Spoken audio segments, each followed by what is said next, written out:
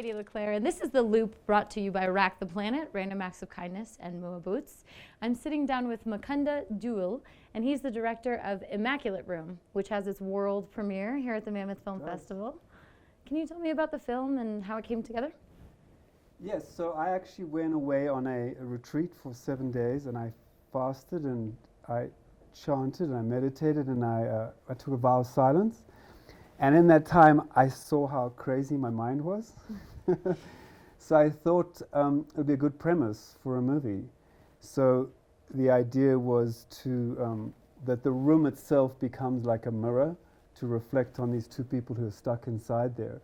And all these hidden parts that we have all come out. And I thought it would be quite interesting to show that. Emile said that you were a monk. Is that true? I was. In my 20s, I gave up everything. Not that you have much in your 20s to give up. I moved to India, and I lived in an ashram for several years. Yeah. Wow. Yeah. And that must have come into the filmmaking to make this film. And did you rely well, not so on much specifically this film, but what it did do, I learned some discipline. And I have a lot of artistic friends, and I used to do fine art and conceptual art, and the art process is very passionate. You create, but the finishing of projects and the discipline required to fine tune and to tweak, that often as artists, we get frustrated, we get bored quickly, so we want to move on to the next thing. So I did find that finishing and the discipline of completing a task to its end and remaining enthusiastic in spite of downturns and things was a strength that I definitely have benefited from, tremendously. You wrote the film as well? I did, yeah. And from start to finish, conception, writing, and here today at the Mammoth Film Festival, how long was that process? I actually write pretty quickly. What I do take more time with these days is deciding whether I'm going to write it. So I can have an idea pop up in my head, and I can play around with it in my head. Occasionally write a couple of notes on it, just a couple of lines, and then I see, does this have the meat of the story? Because what often happens is you get a sexy little idea, and then you start looking at it, you realize it's just a sexy little idea, this isn't a movie. And that, in the beginning, I used to just write through, and I'd only find that out at page 70, like, oh, I have nothing left here. So now I don't want to do that anymore. So once because one of the tricks is to see in the middle of what you actually need is another layer. So if this is a story about X, I need a Y that gives me some kind of meat underneath the engine to kind of, then actually layers your story, and then I actually feel that I have that. So if I've got a Y to my X story, I often feel, okay, I can pursue this. For this film, what's your X and what's your Y? Well, the high concept premise, the main thing here was, okay, I knew this was high concept. Two people stay in a room, can they survive? So the engine is, can they survive? Because everyone's watching, okay, are they going to survive this? And they're going to watch pretty much to the end unless it's absolutely terrible, because there's, it's a decent engine. And so there's that there. But then my why was to talk about people's stuff, the hidden stuff that we distract ourselves with, that we never ever deal with because there's so many things that you can distract yourself with. And I thought, okay, let's take that away and let's show what's underneath. They say you can't solve a problem until you first acknowledge it exists. So we're really good at not acknowledging any of the stuff. We're just distracting because we're too afraid to actually deal with the stuff. So I wanted to talk about that a little bit. Like, on the veneer, everyone looks good, and everyone's happy, everyone's smiling, everyone's polite, everyone's friendly. But underneath it all, everyone's kind of broken, and no one deals with that or talks about that, occasionally, but unless you're dealing with that stuff, you're never really going to grow and make progress. So I wanted to kind of get into that a little bit, and I thought the high concept premise was great, because you can't go and sell these esoteric things because no one's interested in that. So you've got to, as I said, they come for the high concept, but they stay for the human drama. Tell me about the casting process. Yeah, so I knew if I didn't get that right, you're not going to have a movie there.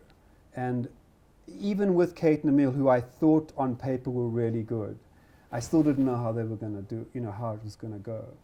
And I must say that it was such a pleasure, and I was very happy. Each day I was like enthusiastic, because normally it's just war and it's depressing and I'm tired and I just see the faults and everything, but seeing those two every day.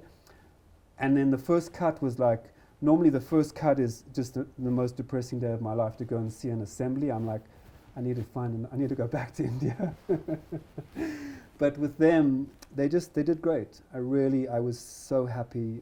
Kate had to be, I told her in the beginning, look, you're going to have to be ugly. And, you know, as a beautiful woman, you know, so much is about your looks and how you hold yourself, but sometimes you have to get a little ugly to really kind of get into the meat of the things, and she was totally up for it. And that was astounding. She just was very vulnerable, very open, and she goes to some pretty heavy places in this movie. I mean, it's intense. So that was great. And then Emile is actually brilliant. He brought so much more than I expected. And the two of them, it was an absolute pleasure, just perfectly connected, yeah.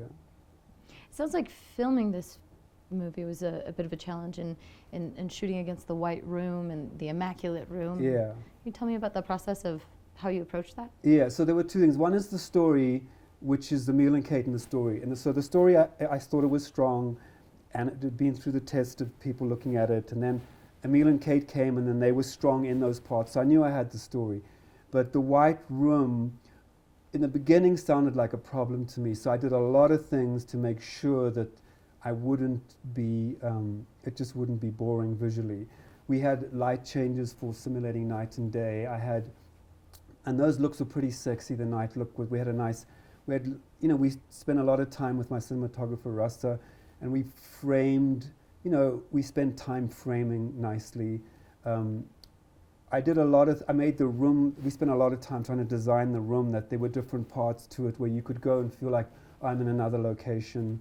And so I spent a lot of time doing that, and actually it turned out great.